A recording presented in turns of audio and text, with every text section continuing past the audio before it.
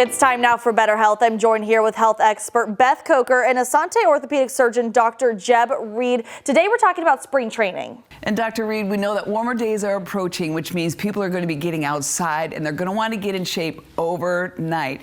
What is the first thing you tell people when they want to spring into exercise, especially if they've been a couch potato during the winter months?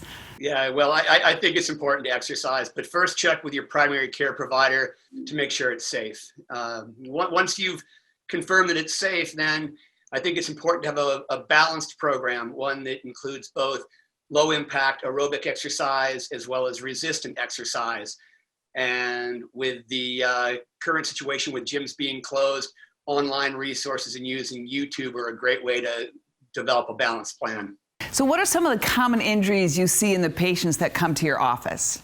Well, injuries from exercise are different than injuries from sports trauma. Most of my practice is sports trauma, but when people are jumping off the couch and getting back at it for the first time in a while, they often experience sprains, strains, tendonitis, or aggravation of an underlying condition such as an arthritic knee. Then how do you treat these injuries from overuse? I think it's important to always use the RICE therapy, the rest, give it a break, ice, compression, and using ice and compression together works wonderfully. Elevate, some anti-inflammatory medications, but then go back to your exercise regimen, start a few levels behind where you were and work your way up and just do it maybe a little bit more slowly the second time around. But whatever you do, don't use that as a reason to quit. You got to stay in there and stay in the fight. I love that message that you're telling people, get off the couch and exercise. Is there one type or mode of exercise you would recommend over the other? I think you need balance. I think that it's been shown pretty clearly in the medical literature that both aerobic exercise and, for those of us that are getting on in the years, a low impact aerobic exercise is a great way to start and then build up your intensity.